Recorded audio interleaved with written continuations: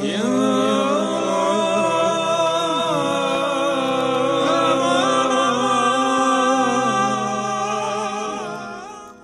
antara ragam serat jangka Jayabaya, salah satunya bercerita tentang Syekh Subakir dan peranannya dalam membangun peradaban bangsa di tanah Jawa. Konon ada semacam perjanjian antara Sabto Palon sebagai pamomong atau danyang gaib tanah Jawa dengan Syekh Subakir sebagai penyebar agama Islam generasi awal di Jawa ini.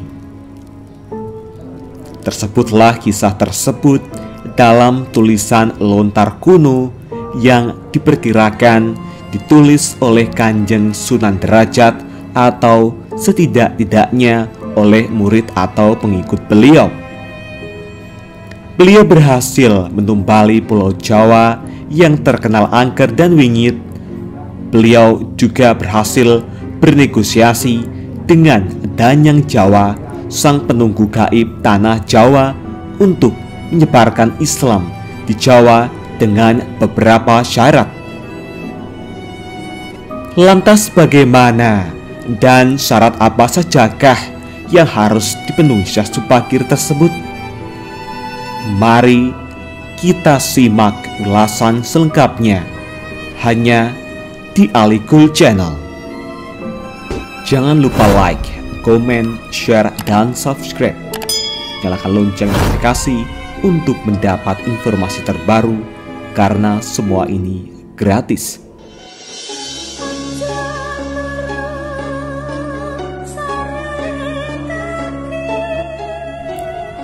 Nama Syekh Subakir sudah tak asing lagi bagi sebagian besar masyarakat Jawa.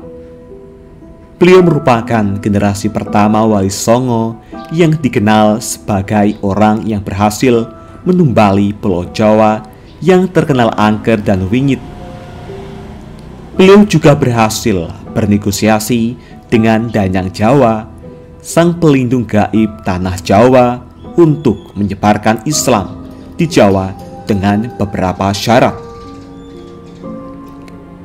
Di dalam kitab Musarar diceritakan bahwa pada masa dahulu Pulau Jawa terkenal sangat angker dan kondisinya tak karuan. Pengaruh magis di tanah Jawa masih begitu kuat, di mana banyak jin dan setan menghuni setiap sudut tanah Jawa yang saat itu masih berpenduduk hutan belantara. Suatu hari, Sultan Turki saat itu, yaitu Sultan Muhammad I, mendapatkan petunjuk untuk melakukan penyebaran Islam di Pulau Jawa. Maka diutuslah rombongan para alim ulama untuk mendatangi Pulau Jawa guna syiar Islam. Sayangnya, hampir seluruh rombongan tersebut tewas dikarenakan perbuatan para lelembut penduduk tanah Jawa yang tidak mau menerima ajaran Islam.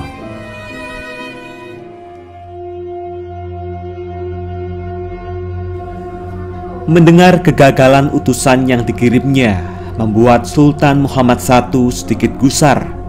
Akhirnya ia pun memerintahkan seorang yang terkenal alim, ahli ruqyah, memiliki kemampuan untuk berinteraksi dengan dunia gaib, serta memiliki keahlian dalam membabat tanah yang angker. Dialah Syekh Subakir, yang memiliki nama asli Syekh Tambuh Ali bin Syekh Bakhir, lelaki yang berasal dari tanah Persia atau yang sekarang lebih dikenal dengan negara Iran. Setelah mendapat perintah Sultan, Syekh Subakir langsung berlayar ke Pulau Jawa. Namun, sebelum sampai ke Pulau Jawa, beliau terlebih dahulu mampir ke Praja Keling, sebuah daerah yang diduga terletak di India, untuk mengajak penduduk di Praja Keling agar mau menempati Pulau Jawa. sekitar 20.000 penduduk Praja Keling turut serta dalam pelayaran Syekh Subakir menuju Pulau Jawa. Sesampainya di Pulau Jawa, Syekh Subakir langsung menuju ke Gunung Tidar yang diyakini sebagai titik pusat dari tanah Jawa. Di puncak Gunung Tidar, Syekh Subakir memasang tumbal berupa batu hitam yang sudah dirajah. Batu tersebut dikenal dengan nama Aji Kolocokro yang mampu menetralisir daya magis negatif dari bangsa jin. Selama 3 hari 3 malam, batu tersebut mengeluarkan hawa yang sangat panas, sehingga membuat para lelembut terpaksa menyingkir ke Laut Selatan Jawa. Kegegeran di dunia gaib pun mengusik ketenangan Ki Semar Bodronoyo, sang danyang tanah Jawa, yang selama ribuan tahun khusyuk bertapa. Selanjutnya terjadilah adu kekuatan antara Syekh Subakir dengan Ki Semar selama 40 hari 40 malam. Sebab sama-sama kuatnya, akhirnya Ki Semar menawarkan sebuah perundingan kepada Syekh Subakir, yang mana menghasilkan sebuah perjanjian yang terkenal dengan sebutan Perjanjian Sabdo Palon. Syekh Subakir menyampaikan maksud kedatangan beliau ke tanah Jawa guna menyebarkan ajaran Islam, agama yang dibawa oleh Nabi Muhammad sebagai pamungkas agama Samawi. Kemudian Ki Semar pun memperbolehkan Syekh Subakir untuk menyebarkan agama Islam di tanah yang ia lindungi. Berikut dialog Sabdo Palon dengan Syekh Subakir yang terjadi di atas Gunung Tidar, Magelang. Dialog penulis turunkan adalah dialog versi imajiner yang penulis olah dari hikayat tersebut dengan bahasa penulis sendiri.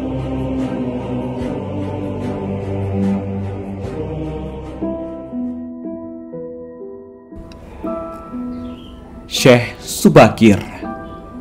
Kisanak, siapakah Kisanak ini? Tolong jelaskan kepada saya. Sabdo Palon. Aku ini Sabdo Palon, pamomong atau penggembala tanah Jawa sejak zaman dahulu kala. Bahkan sejak zaman Kadewatan, para dewa, akulah pamomong para kesatria leluhur.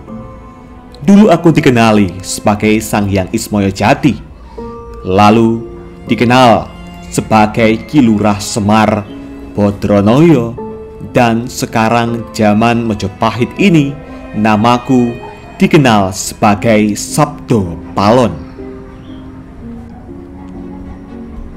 Syekh Subakir. Oh, berarti Kisanak ini adalah danyang atau penguasa tanah Jawa ini? Perkenalkan Kisanak, namaku adalah Syekh Subakir, berasal dari tanah Syam, Persia. Sabdo Palon. Ada hajat apa gerangan Jigantiko rawuh di tanah Jawa ini? Syekh Subakir. Saya diutus oleh Sultan Muhammad yang bertahta di negeri Istanbul untuk datang ke tanah Jawa ini. Saya tiadalah datang sendiri. Kami datang dengan beberapa kawan yang sama-sama diutus oleh Baginda Sultan. Sabdo Palon. Ceritakanlah selengkapnya Kisanak, supaya aku tahu duduk permasalahannya. Syekh Subakir. Baiklah. Pada suatu malam, Baginda Sultan Muhammad bermimpi menerima wisik atau ilham, wisik dari Yang Akarya Jagat, Gusti Allah, Zat yang Maha Suci lagi Maha Luhur, diperintahkan untuk mengutus beberapa orang alim ke tanah Jawa ini. Yang dimaksud orang alim ini adalah sebangsa pendeta, brahmana, dan resi di tanah Hindu. Pada bahasa kami disebut ulama. Sabdo Palon. Jadi, Cingendiko ini termasuk ulama itu tadi? Syekh Subakir. Ya, saya salah satu dari utusan yang dikirim Baginda Sultan. Adapun tujuan kami dikirim kemari adalah untuk menyebarkan wawaras suci atau ajaran suci amadar agama suci, yaitu Islam. Sabdo Palon. Bukankah Kisanak tahu bahwa di tanah Jawa ini sudah ada agama yang berkembang, yaitu Hindu dan Buddha, yang berasal dari tanah Hindu? Buat apa lagi Kisanak menambah dengan agama yang baru lagi? Syekh Subakir. Biarkan Kawula Dasih yang memilih keyakinannya sendiri. Bukankah Kisanak sendiri sebagai danyangnya tanah Jawa lebih paham bahwa sebelum agama Hindu dan Buddha masuk ke Jawa ini, di sini pun sudah ada kapitayan atau kepercayaan? Kapitayan atau ajaran asli tanah Jawa yang berupa ajaran Budi? Sabdo Palon. Ya, rupanya Kisanak sudah menyelidiki Kawula Jawa di sini. Memang di sini sejak zaman sebelum ada agama Hindu dan Buddha sudah ada kapitayan asli.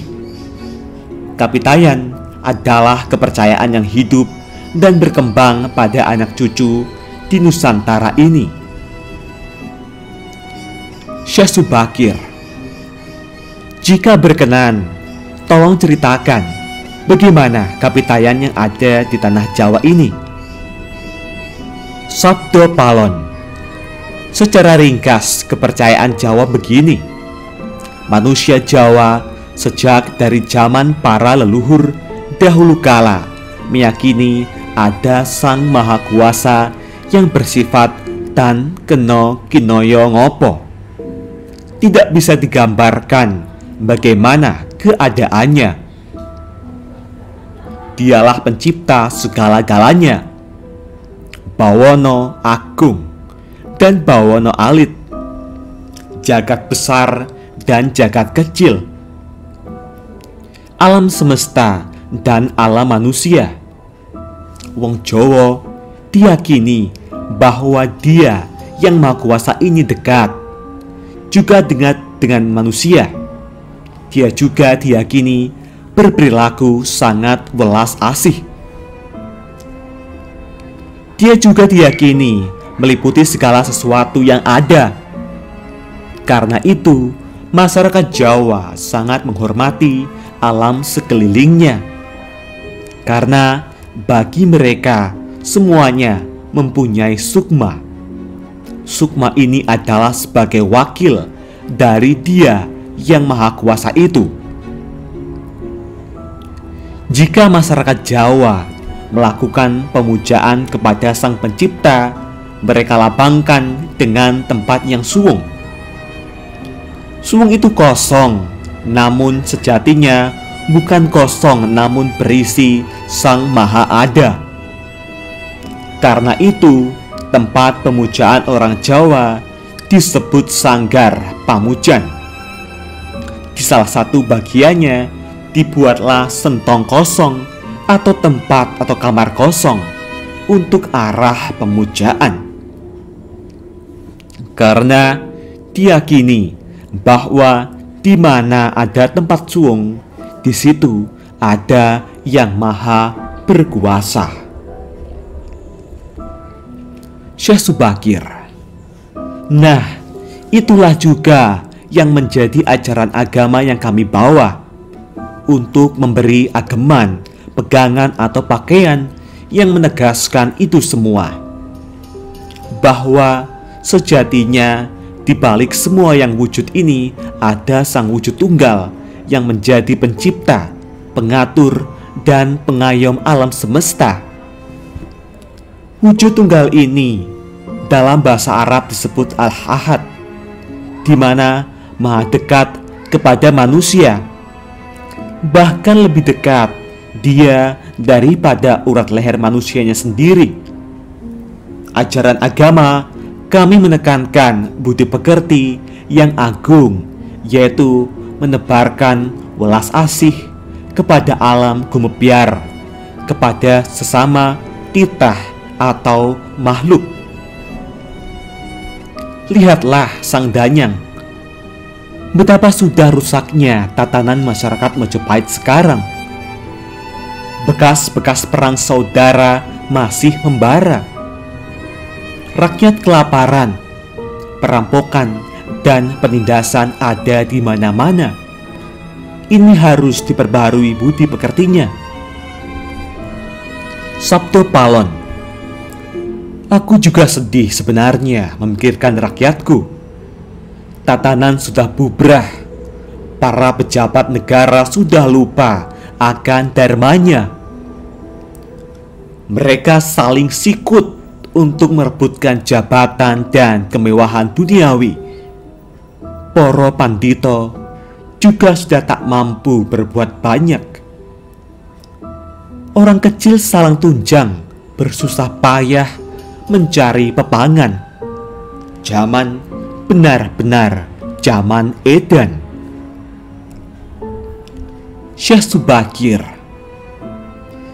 Karena itulah mungkin Sang Mahajawata Agung menyuruh Sultan Muhammad Turki untuk mengutus kami ke sini. Jadi, wahai Sang Danyang Tanah Jawa, izinkanlah kami menebarkan wewarah suci ini di wewengkon atau di wilayah kekuasaanmu ini. Sabto Palon. Baiklah jika begitu, tapi dengan syarat-syarat yang harus kalian patuhi. Syekh Subakir. Apa syaratnya itu, wahai Sang Danyang Tanah Jawa? Sabto Palon. Pertama, jangan ada pemaksaan agama, dharma, atau kepercayaan.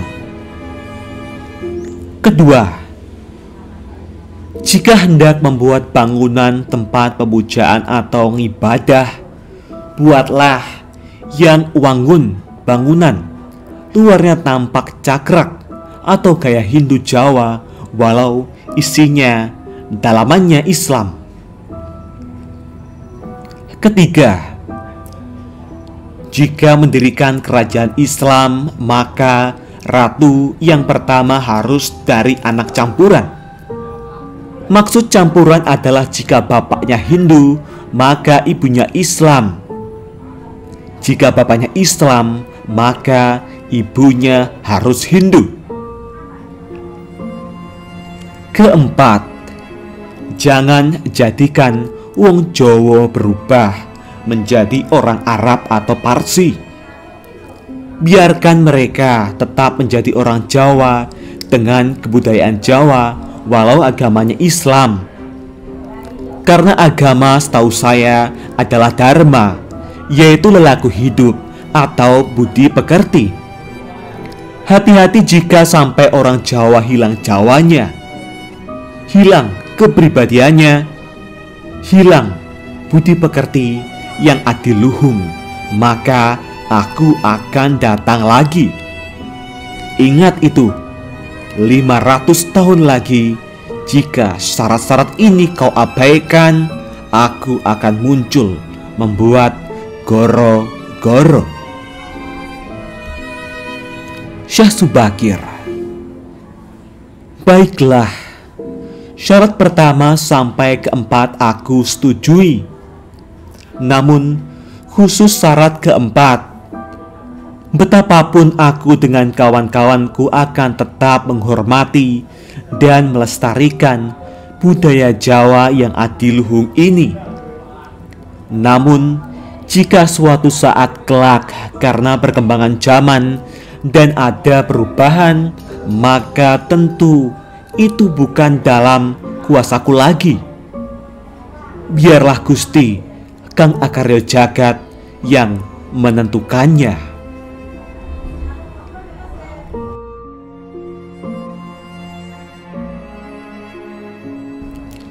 Itulah tadi percakapan antara Sabdo Palon dan Syekh Subakir. Memang susah untuk mengetahui keadaan, asal-usul, atau gambaran kondisi sebuah masyarakat nun jauh ke masa lalu. Semakin jauh masa itu, semakin gelap gambarannya. Namun, upaya-upaya ahli sejarah dan lainnya untuk menguaknya patut dihargai. Paling tidak ada sedikit gambaran yang mungkin bisa kita lihat, meski tidak sebenarnya benar 100%. Bahwa kata Jawa itu bisa diartikan gemati, perhatian, menghargai, menyayangi. Jadi siapapun mereka bisa melakukan itu semua di Pulau Jawa ini akan menjadi leluhur Jawa, entah dia dari belahan dunia manapun. Itulah tadi bunyi perjanjian Sabdo Palon dengan Syekh Subakir. Semoga gambaran kisah yang nun jauh di masa lalu ini bisa dijadikan sebuah mawas diri. Dan jangan sepenuhnya kisah ini ditelan mentah-mentah dan selalu ambil sisi positifnya.